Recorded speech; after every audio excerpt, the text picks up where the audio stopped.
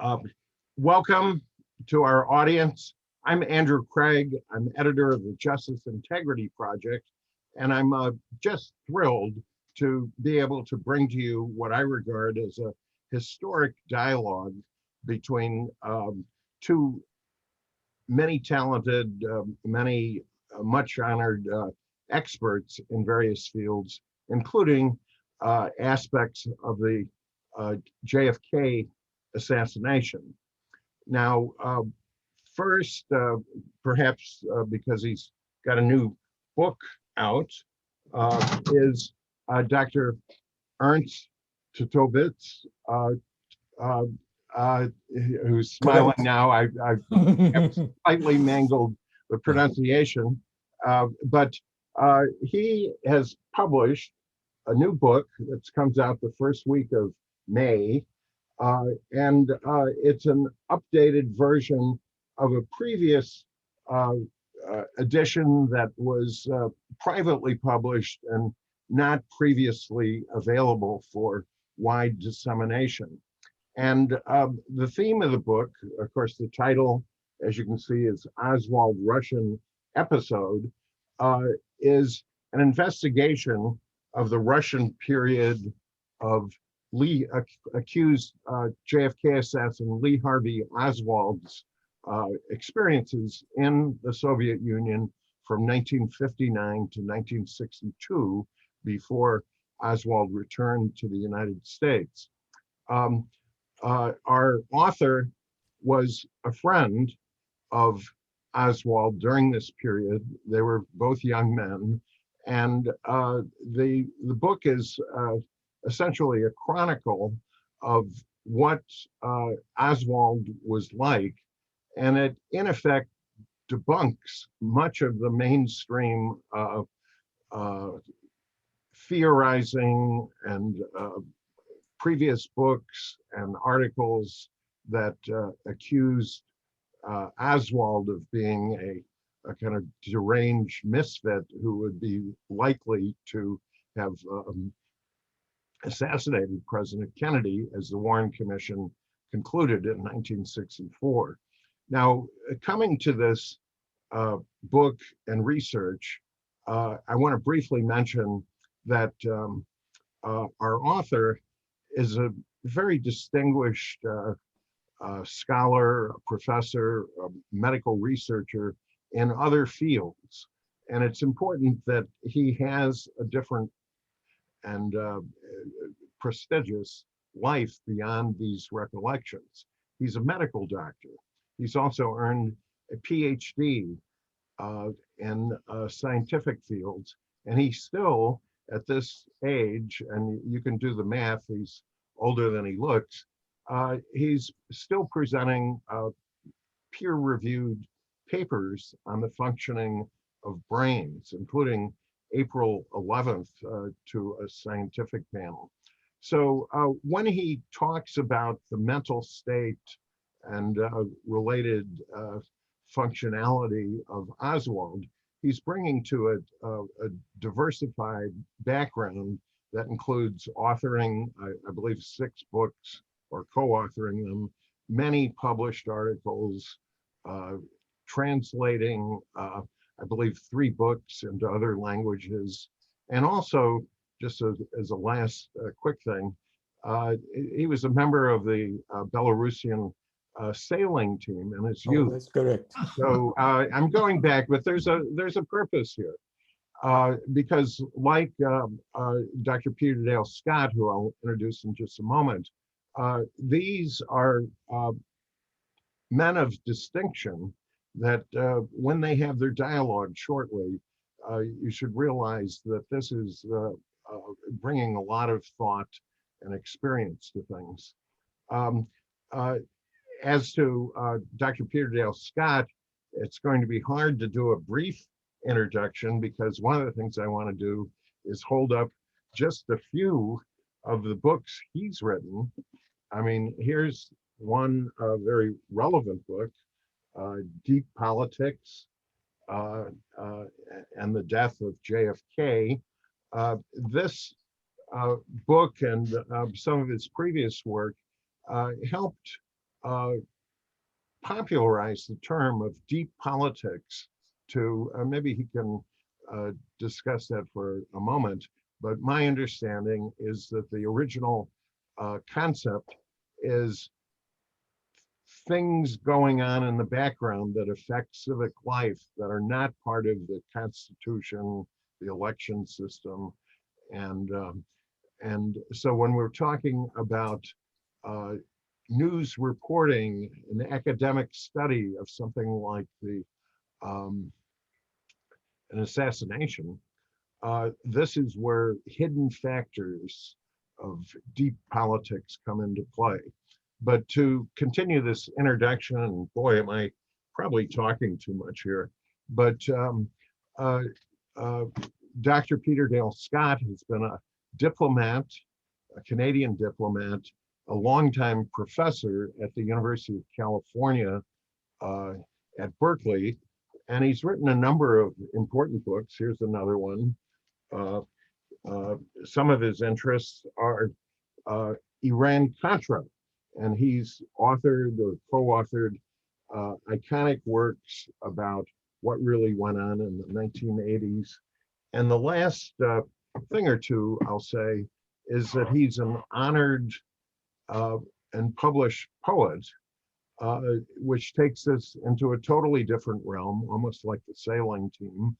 But again, these are scholars of very wide accomplishment, and their full bios will be on the Justice Integrity Project website with a video of this for further examination, and that's justice-integrity.org, an organization that I co-founded 11 years ago to look at deep political intrigues involving events around the world, such as assassinations.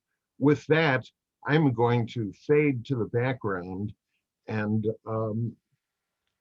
invite Dr. Scott to say anything you'd like to say before starting your questions. I think one thing, just as we were getting organized, you said you'd long been interested in this book, and maybe that would be helpful to expand upon before you start your questions. Yes, well, of course, I've long been interested in what Oswald was doing in Russia. And here was a man who saw him intimately. And so this was a great opportunity.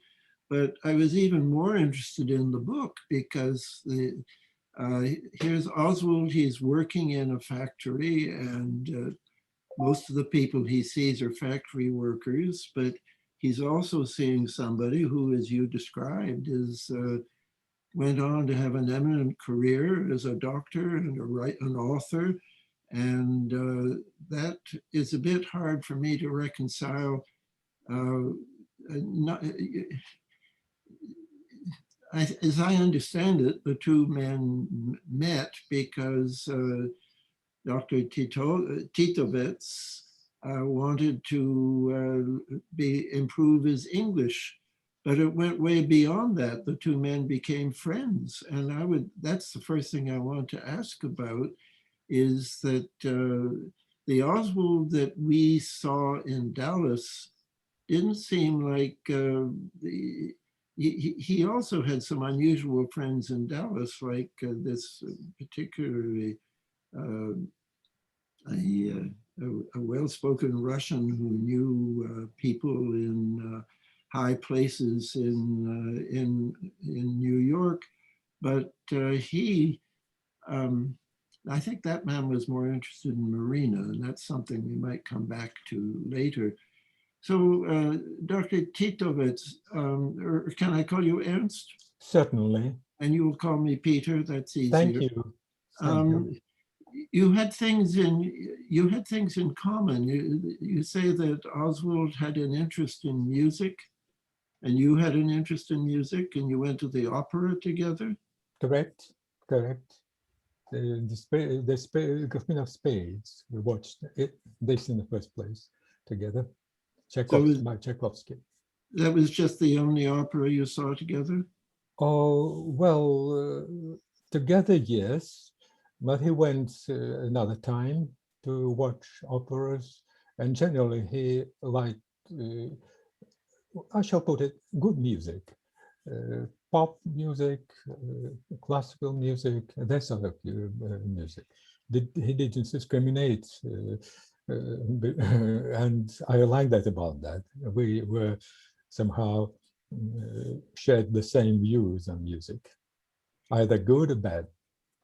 Are you aware that in his little address book that became a very important piece of evidence in the Warren Commission investigation, the lyrics to Ja was Lublu, I Love You, from Pikavaya Dama, yeah. Mm-hmm. He put down the words. Did you write that into his book? Or Oh, no, I didn't. It must be somebody else. Yes, but probably not him, because his Russian was not up to being able to write Russian. That's a question. Well, the thing, yes, I agree with you. And anyway, that's not me. So I have a question then.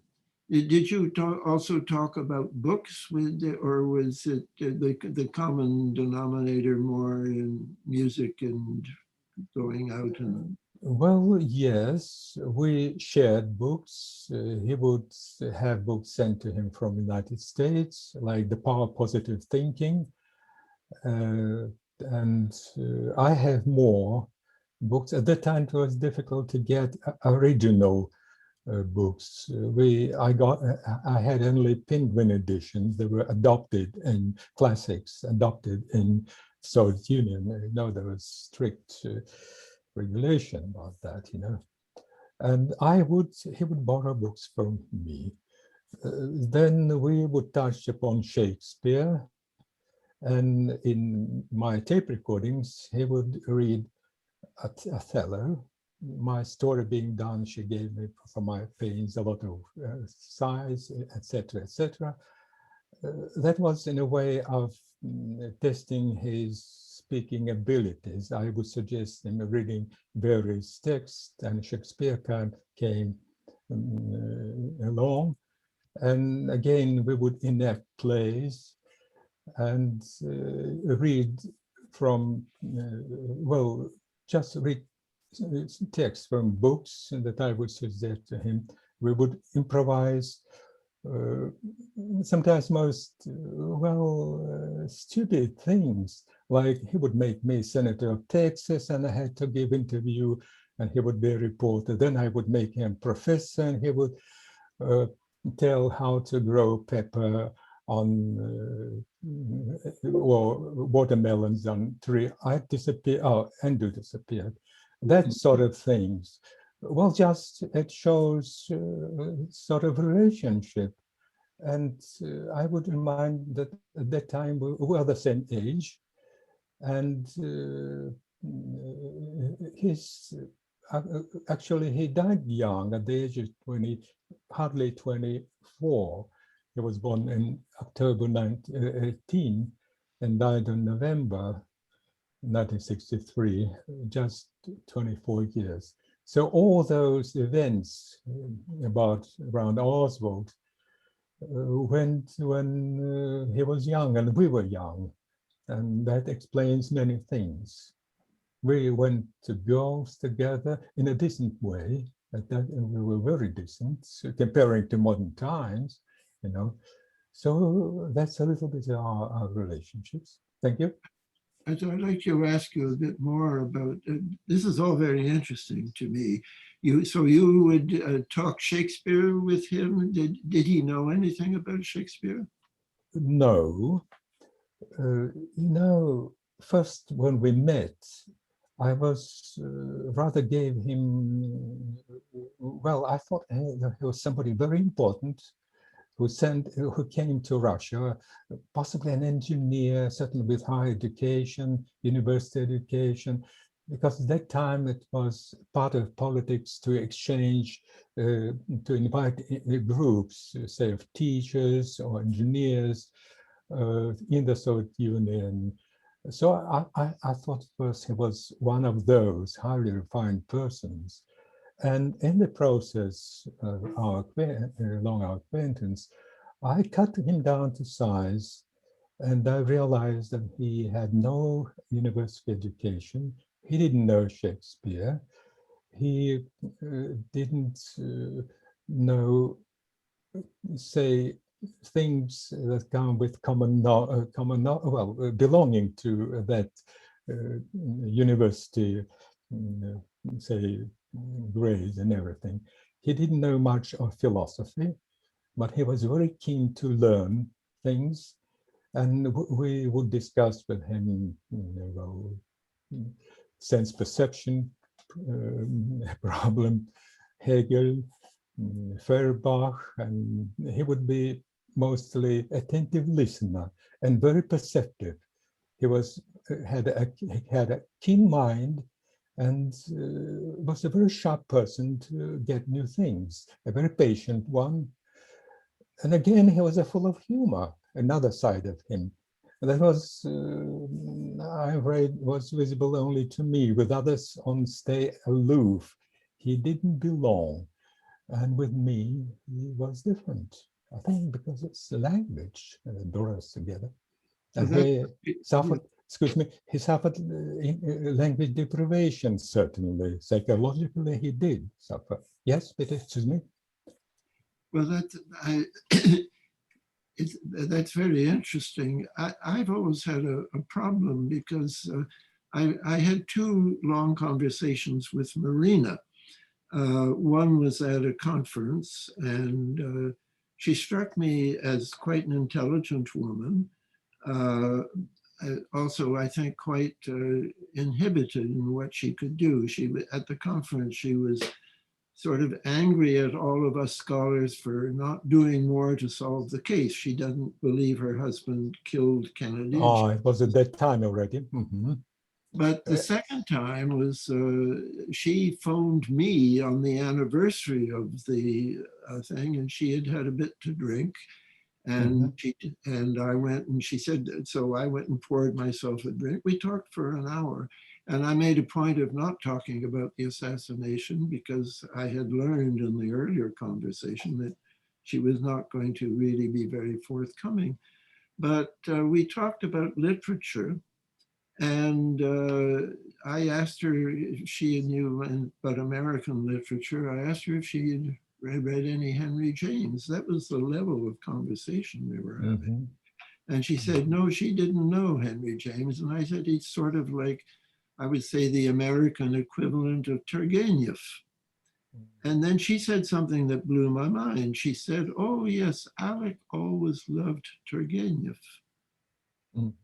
Now, does that make any sense to you? Did Alec talk about Turgenev? Oh, you know, Turgenev was on high school agenda, again with Pushkin, Tolstoy, Dostoevsky, and we know naturally these authors. And about American counterparts, it would be sort of difficult for her to get that information.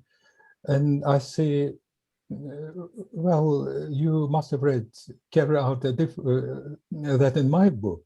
I have a moderate opinion about her intellectual potential, which is quite okay. But possibly there is sort of language, something that makes English-speaking people think better of their counterpart in some ways. And again, she's very socially adapted, and she might have well charmed you. She's a charming girl. Well, so I believe we have sort of different opinions about her. And my opinion is expressed in Oswald Russian episode. Yes. and you have a different, and that's absolutely natural to be. We are We different. saw her years apart. I mean, I saw her many, many years after, Mhm. I think I met her in 1993, and that's 30 years after Oswald died. Was she, excuse me, was she Oswald Potter at that time, Marina? Sorry? Married? Was she Oswald Potter at that time, married to, already married to Potter at that time? Porter, Porter. Porter, yes, I I don't That's trust your my wife. memory. I'm 92 and I things get confused. Oh, I I don't see. think I think she was living by herself. I'm not sure. Okay. I want to change the subject and say that the thing that most interested me in your book, and the one thing that I still remembered, I haven't read it really for 10 years now, but I very quickly reviewed it for this interview, and it still jumps out at me that when you describe how Oswald met Marina at this event, there's a speech by a woman, Lydia Cherkasova. Is that how you pronounce her name? I'm doing the Cherkasova. Cherkasova. Cherkasova. And you point out that she had some status, that she had been part, you know, in parts of Russian delegations abroad and so on. Yeah, that's correct. Yes. And that she, not at this event, she talked to Oswald, her son talked to Oswald, and there were different accounts of how all this had happened. The impression I got was that you spent a lot of time looking at this episode because it didn't exactly make sense to you. The different accounts were not compatible. Am I right in saying that you were especially interested in this? Professor Cherkasova was wife of my research supervisor, and we would meet together. Either I would come over their place, I would come over her lectures when I was my postgraduate course. She would invite me to interpret when they would have English-speaking researchers coming over. And she conducted and classified research on nuclear reactor in Academy of Science on the effect of low exposure, low doses radiation on people. And again, on in an experimental way, in experiments. That was the classified research.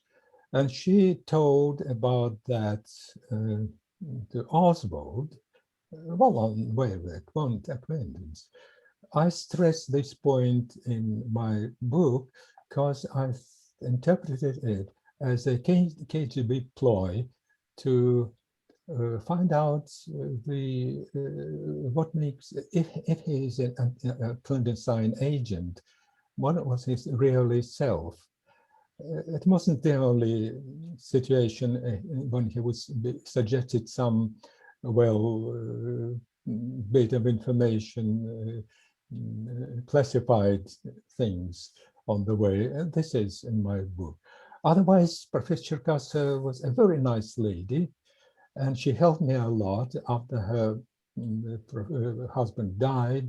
I had to defend my thesis, and she actually played his role as my supervisor on those stages. So did I answer your question, or I was carried away? No, I mean, it was all interesting, but my suspicion about that thing is that I've always suspected that the KGB, and for that matter, maybe the CIA as well, they wanted Oswald to meet Marina, that was the intention of higher people, because it's so strange that Marina, first of all, how long does it take after their first meeting before they get married? It's about a month, isn't it? Well, yes, very fast courtship, very And fast. half of that time he was in the hospital. Exactly. Well, it was the time of Cold War, and both sides, United States and Russia, looked upon each other through this divide propped by nuclear menace. It was a very strenuous time at that time. As for Marina belonging to KGB, I have no information about that. She, well, at that time, people would give information to KGB, and that was normal, and I absolutely hate that, but that was the time, that was the system.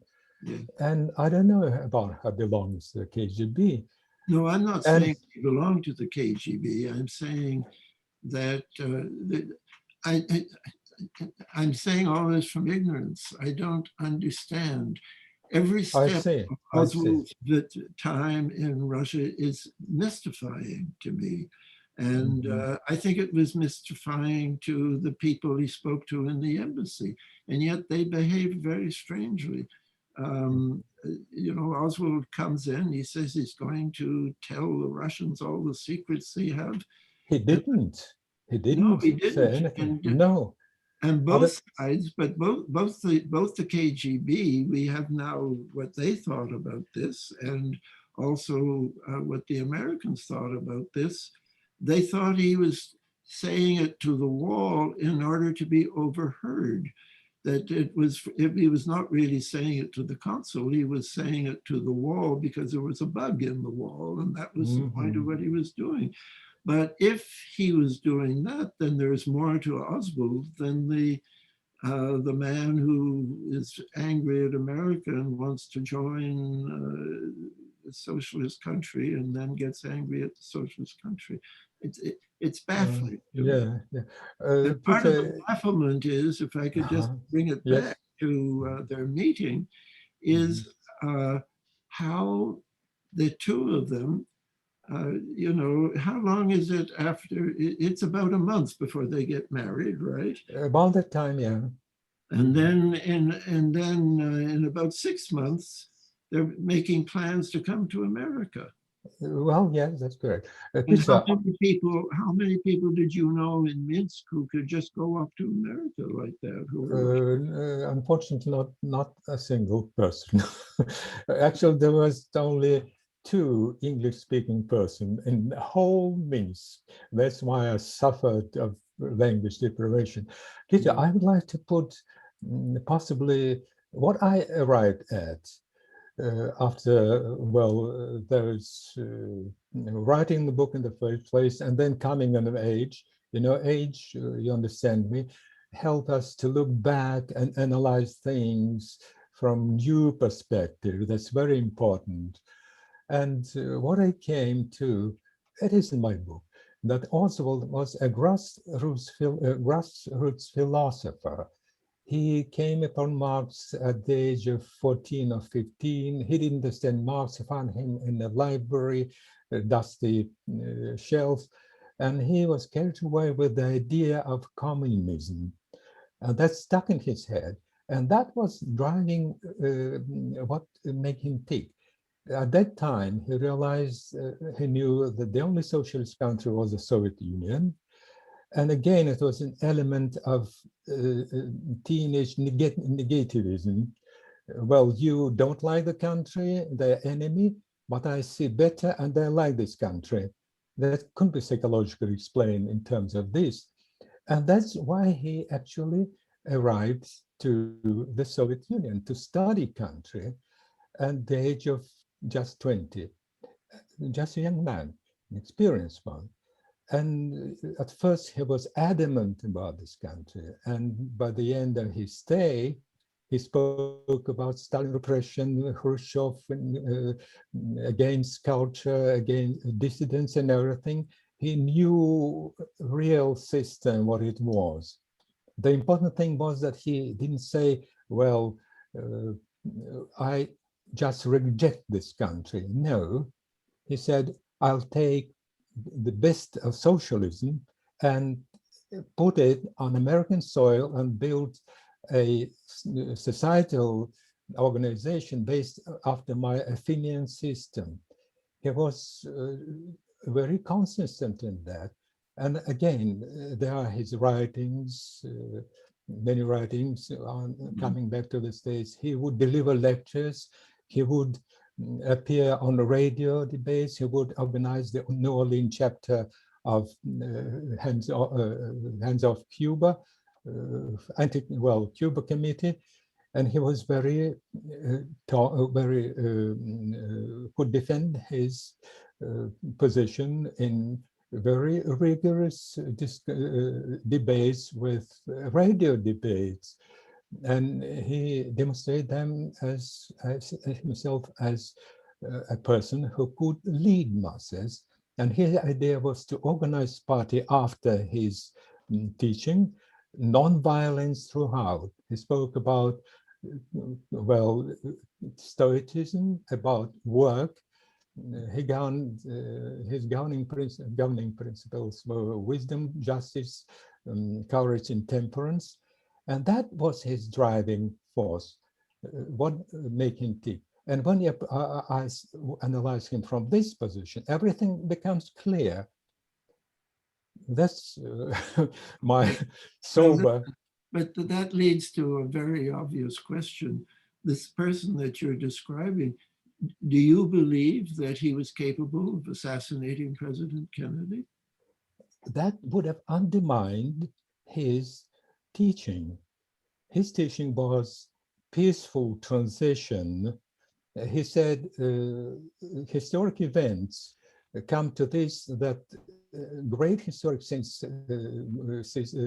forces will bring about collapse of the capitalist society. People won't like to live as before. They had a very nasty experience living under capitalism, as well as the Soviets won't go on as before. And here's the moment to suggest his new theory. But by that time, he would come with his party because it's organizing. That was his idea. And to kill President Kennedy would be to kill his theory, all efforts he made on the way of, all his cause to deny everything. It would be absolutely psychologically impossible to him. But I want to just add to that, that as far as we can make out, but by 1963, he rather approved of Kennedy. That's what we get from other people who knew him in America. So yes, that is baffling. I want to come back then for a moment to, I can't pronounce her name right, Cherkasova. Mm-hmm. And she was a fairly important woman who spent time with Oswald that evening. And I don't think you mentioned him, but Stanislav Shushkevich was his first tutor that he acquired to learn Russian in Minsk. Were you aware of him? Shushkevich, yes. My laboratory at the time was at the Minsk State University, the Russian State University, and he was, before becoming a public figure, he was the head of the department, of the physics department. I would meet him, and we would discuss things on mitochondria. It's the biological energy station. Yes. And he was a very, nice communication. He gave me, what surprised me, that he reported that by that time they discovered DNA in mitochondria, and mitochondria were of bacterial origin, as it turned out. That is very interesting. But as for teaching Oswald, you know, all physicists, students would pass their practice at the radio factory. It was a routine. And many of them met Oswald there. By the way, I interviewed them and they gave a lot of very interesting information. And Shushkevich, they believe that he knew, well, from my point, he knew scraps of English, and he would just teach Oswald. But according to him, it wasn't teaching. It was just sort of well, meeting, and that was all. It was a party obligation for him to teach Oswald, but he wasn't qualified to this. He must have had some standing in the party if he became the first prime minister or president of Belarus. Peter, you know, this is a very interesting thing, how people get on the top. If you just analyze many of those, they come from low origin without much education, but highly social adaptability and driving force behind them. I believe that's what makes them come on the top. It has nothing to do with the university education, nothing to do with all those things that we somehow impose on them. They don't know them. They know other things. How to be persuasive, how to find, how to well, persuade people to come that way. What I call social adaptability. That's my idea about, say, those Brezhnev, Khrushchev, Stalin, Lenin was different. That's my idea about those people on top. But I'm just toying with the idea that Oswald had a certain kind of status in Minsk if he could be tutored by the future president of the country. And let me just ask you about his apartment. Did it not interest you that he was able to get an apartment when it was so difficult for ordinary people to get an apartment? Well, you know, there was a kind of play about Oswald. I rather, in my book, I wrote about that KGB and GRU already knew some important facts about his background. And I rather believe that they knew about his Atsugi experience, where this spy plane U-2 would take off, and that brought a lot of sensitive information about military in the Soviet Union. It was a sore for Khrushchev. I can well envisage how he would talk to his general responsible, what sort of language, language he would use to persuade them to do something about that, you know. So he was a very important figure for both intelligences, and there was a kind of play around him. They would suggest this and that. They would probe into his mentality in various ways. They would bug his flat. They would suggest a piece of sense information from Cherkasova.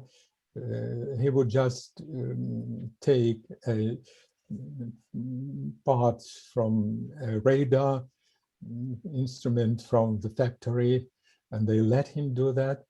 And again, he was a special one because of all that. He was untouchable. And again, his status that he met a mayor of Minsk who promised him a flat, that was indication of his special position. He didn't belong. He would rub shoulders with workers, but that was his just where he turned out to be. It was very important to me, to him, to study the life of proletariat. He later described that in his 50 pages essay on life of proletariat workers. That was his part of his investigation. And I believe that 50-page essay was uh, his undergraduate work in this university called the Soviet Union when he studied socialism firsthand. Yes, he occupied was special there, and he was specially placed within the military headquarters building. Please observe, and we'll observe you. He was placed near, his flat was near the language students university with girls there. He would come over to speak English too, and there were very many informants there, and the work was nearby. He was under a observation all the time and placed in a way that was very easy for KGB to observe all his movements. And Yeah. I believe they're waiting for a slip, which never came. He was very patriotic, very patriotic. He loved America. Yes, Peter? I was just going to say, I think that now that we have I read a long article in Izvestia summarizing his KGB files, and that supports what you said there, their interest in him. But I want to, for the sake of our audience here, remind people, when you mentioned Atsugi was a base in Japan from where the U-2 took off in its overflights of Russia. Exactly. And this was a matter of the highest importance to intelligence networks on both sides. Mm-hmm. That's what's so astonishing to me, that on the one hand, Russia says he's going to tell all his secrets to the Russians, and the Russians say they're going to throw him out of the country. And on the other hand, I believe, I didn't refresh my memory on this, but I think that the man who's interviewing him in the embassy, he sends a report which I analyze at great length in my book, Dallas 63, because it's full of significant disinformation. It's the man who's a Harvard graduate, intelligent man, is saying things in the report which are not true. And he doesn't mention that this man who had been in Atsugi is going to tell all the secrets to the Russians. So that it's almost like both sides, both the KGB and the CIA, are engaging in a kind of play, a kind of drama about this man that is shared. And let me just ask you another seemingly unrelated question. Yeah. There were Cubans in Minsk. Did Oswald ever talk about the Cubans in Minsk? Yeah, Cubans were in Minsk. They would come over Zigger's place. The Ziggers, the head of the family, worked as an engineer at the radio plant, hence he knew Oswald, and Oswald would come over there. It was a rather not Soviet type family. They came from Latin America and lived in Poland, spoke Spanish, and there would be many students from Cuba coming over. The two girls would have boyfriends from Cuba, and also met them. And he knew scraps of Spain. At first I was a little surprised, but then when I visited the United States, I knew that in southern states, Spanish is on par with English, even TV and everything. And he tried to, when in the family they would speak Spanish, he understood many things, and occasionally he would ask what this or that word would mean and would get explanation. So Cubans were there and knew them. That's to answer your questions, Peter. And conversely, there were Russians in Dallas. There was and quite right-wing Russians. I think they were cultivated by the local army. There was a special army reserve unit that was very interested. It was studying oil reserves in the Soviet Union at that time, because it believed, which turned out to be absolutely true, that there were enormous oil reserves in Dallas. And when Oswald and Marina came to Dallas, they got taken into that community because of Marina's Russian. This is a very wild idea, but it's one which I had way back then, and it was revived in my imagination when I was looking at your book yesterday. That at a time of the beginning of détente, because after there was there should have been a summit between Eisenhower and Khrushchev in 1960, which was voted because of you too. Because of the U2, exactly. By the way, there are some people who say that Oswald went to the trial of Gary Powers, the pilot in Moscow. I'm not sure I believe that, but I just want to know what your opinion of that is. I have no information on this point at all. It would not have been easy for him. It wouldn't have been normal for him to go because he had to get a permission to go. Exactly. It would be absolutely unusual for him to go there. Well, anyway, to come back to what I'm asking about is that Oswald, the Americans were suspicious, I think, of the Cubans in Minsk, and certainly the Russians had every reason to be suspicious of the Russians in Dallas.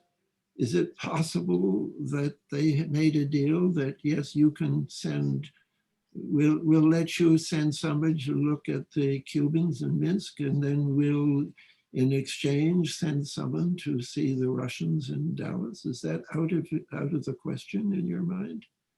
Peter, I absolutely out my depth in here. I have absolutely no information apart from Cubans would visit and flirt with girls there at Ziggler's home. And that's all that I can tell you. Okay, well, sorry to disappoint you. Well, then to start to wind up, you know, there have been 3 stages in this. You knew Oswald back in 59 to 62 or 60 to 62. Mm-hmm. Then you wrote a book, and then at the 50th anniversary, I believe it was, you came to America and you met all kinds of people like me who have wild ideas about Oswald.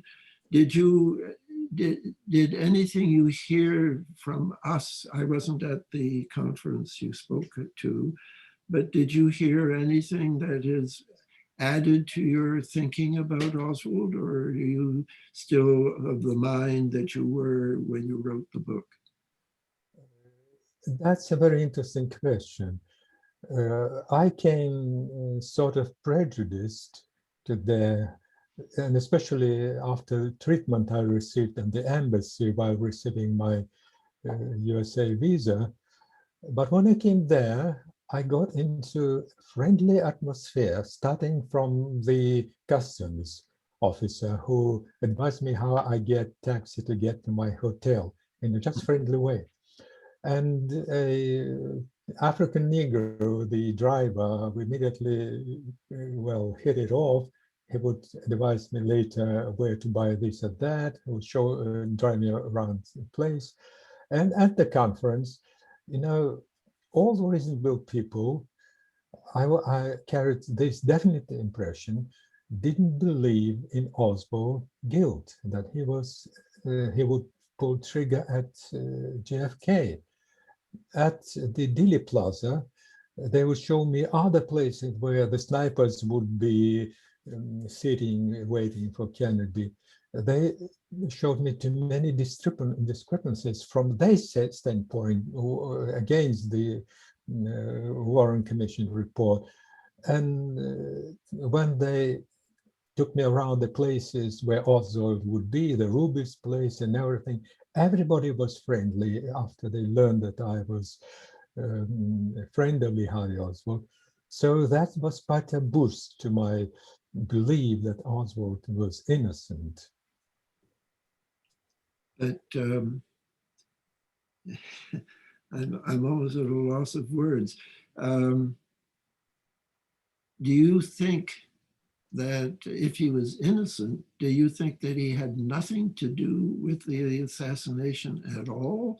Or do you think that his whole background, where he was been to Russia, but didn't like Russia, and then he, according to the Warren report, went down to Mexico City in order to go to Cuba, but got angry at both the Russians and the Cubans down there.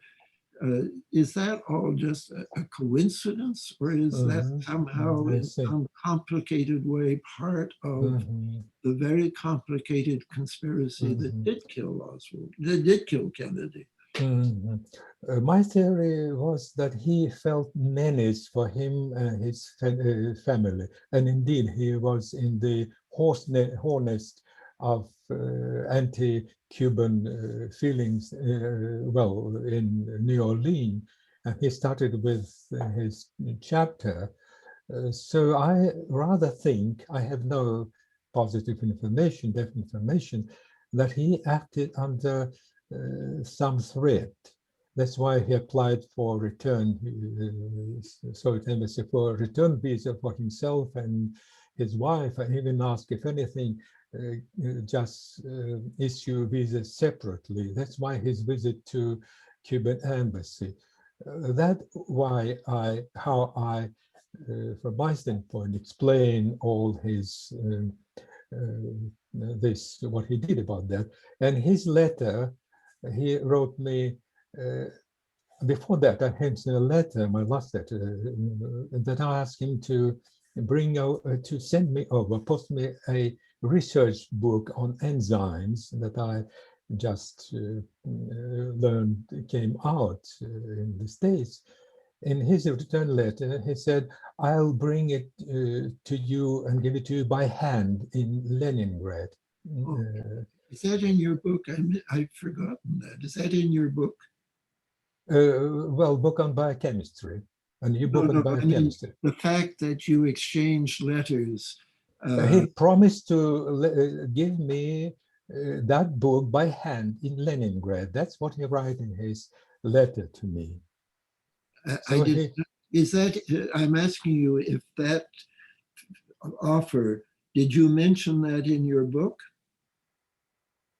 In your book? Yes, it is somewhere. Yes, it is somewhere in my book. Yeah, yes, sure. I read your book 10 years ago, and I didn't see that yesterday. But that is very interesting. And there is a facsimile of my letter to him asking for this research book also there among photographs. So look it up again, enjoy. Oh, Peter, I would like to just put forward these things. People always ask, did you see a smoking gun? If not, they rather dismiss whatever you say. But there's another thing, the circumstantial evidence that may prove a case. Massive circumstantial evidence is very important and can serve as decisive for decisive conclusion in court of law. And to go along those lines, well, say the official accusation of Oswald, he was a disarranged person and capable for anything. He wanted to leave his name in historical annals.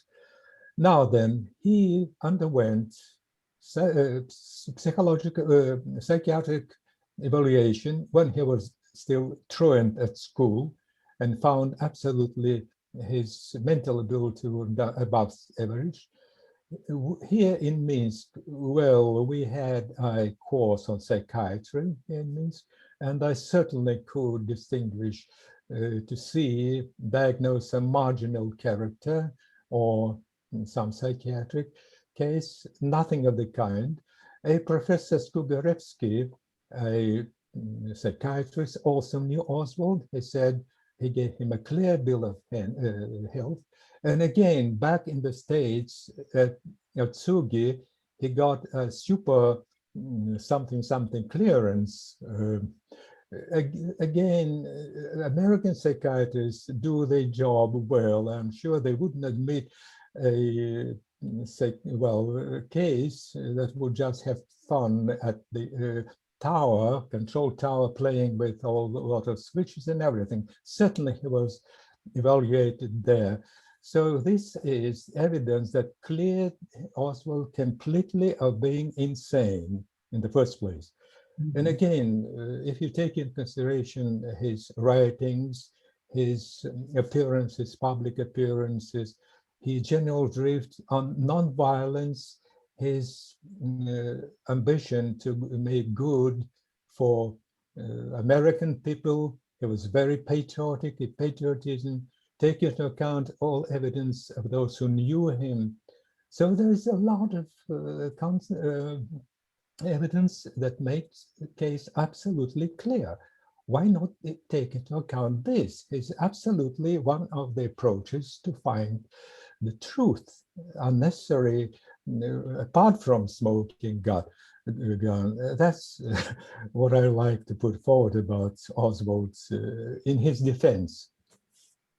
So I'm going to, at this point, ask if there's anything that I haven't asked you about that you think you would like to put into this interview. And then I'm going to put the same question to Andrew, if there's anything that he thinks should be asked about in this interview. But first of all, you, Ernst.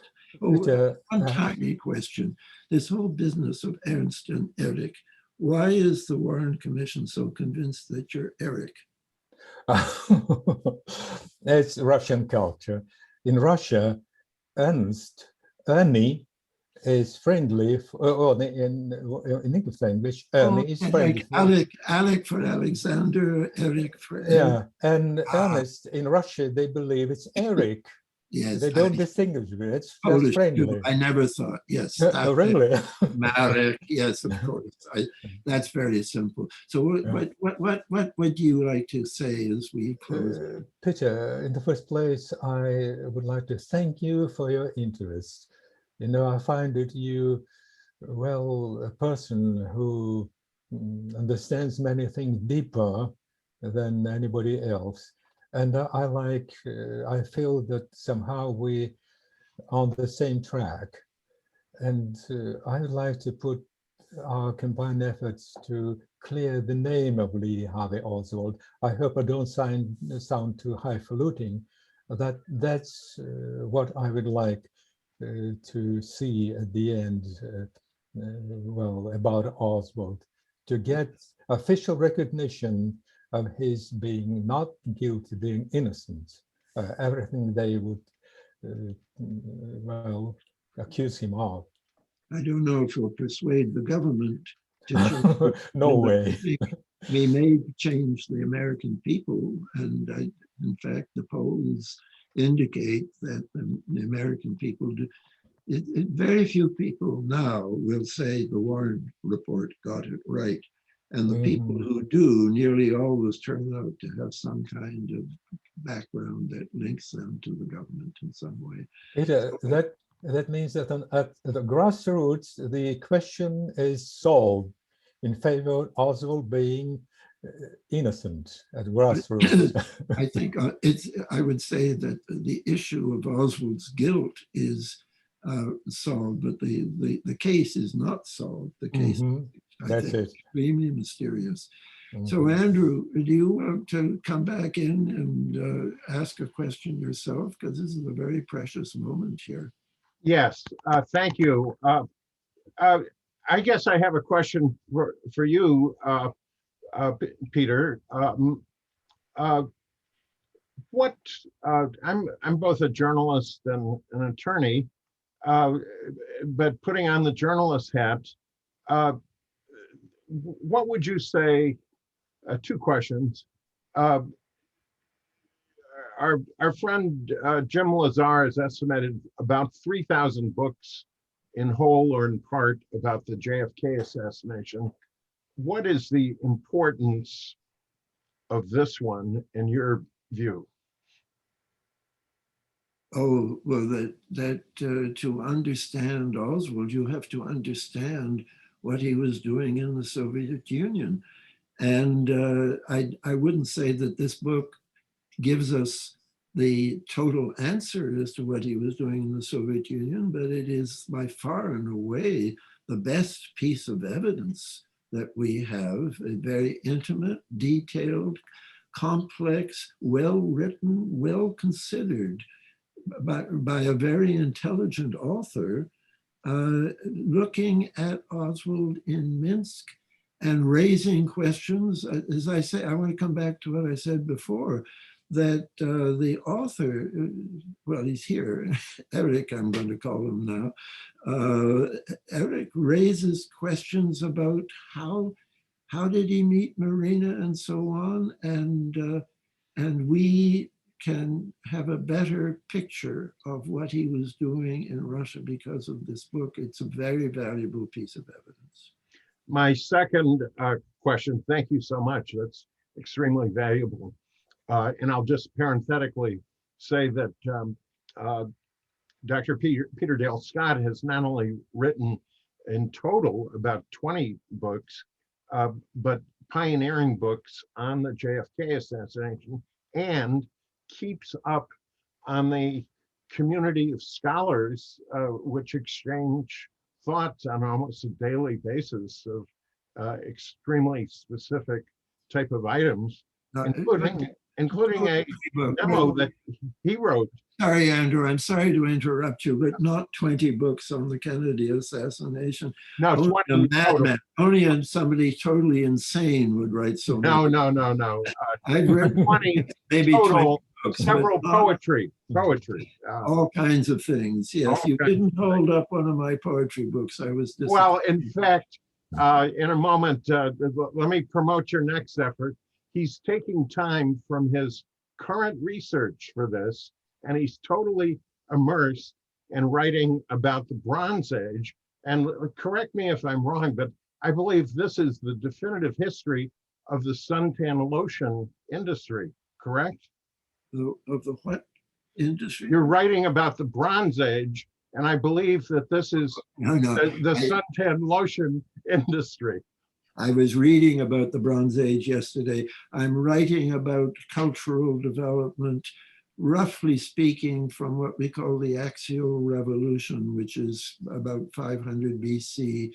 I want eventually to write up to the present, but I'm only, I have a book which I've sent out a prospectus for. It only reaches Charlemagne. So I'm writing about roughly the period 500 BC to 800 AD. That's what my book is about, yes. Well, that was a little joke suggested by our friend Wayne Madsen, an investigative reporter. So we got to just forget about the Bronze Age. Doesn't belong in this interview at all. Here's my other question. What's the headline for this interview, do you think? Or is it too soon? Time will tell. The significance of this, what do you think? The question, you should ask it to Eric too, but to me, it's light on Oswald's Russian episode, which is so important. What's your view, Eric, Ernst, of the significance here?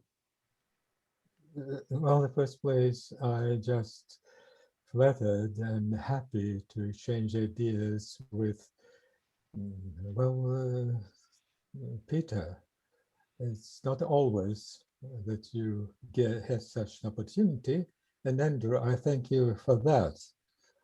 And again, about the headline, well, I would say people, an American who means good and works towards doing better things for American people should not be snubbed like a dispensable thing in the cogwheels of great politics.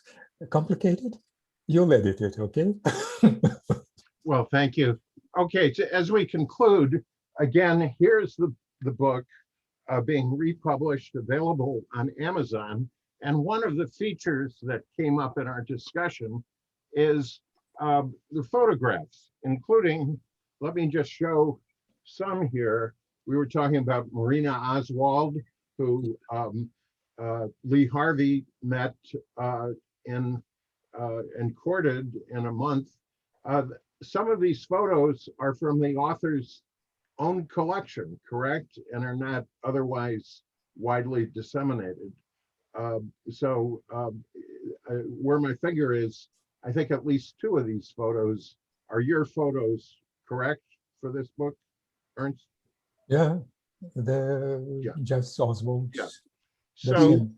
The photo of Alfred from Cuba, one of the photos in the Warren report is Alfred from Cuba. And he's in Minsk. And it wasn't so much that Oswald had met him, it was Oswald's, excuse me, let me get this straight. It was Marina's cousin who was dating. No, it was the Ziegers. It was the Ziegers' Well, daughter. most likely Ziggers, Anita, most likely. Or, well, yeah, possibly Anita. So did you know Alfred from Cuba, who the daughter was dating? No. Yeah, it struck me that there was actually evidence in the Warren report that Oswald was at least aware of there being Cubans in Minsk. Oh, sure. well, there, as we wrap up, let me encourage our audience to contact us, particularly me, because I'll be setting up future interviews. And again, my name is Andrew Craig. I can be reached at andrew@justice-integrity.org. And for those of you who are research scholars of this and who might like to have your own interview with the author, please send me an email and propose what you might have in mind, and we'll try to accommodate.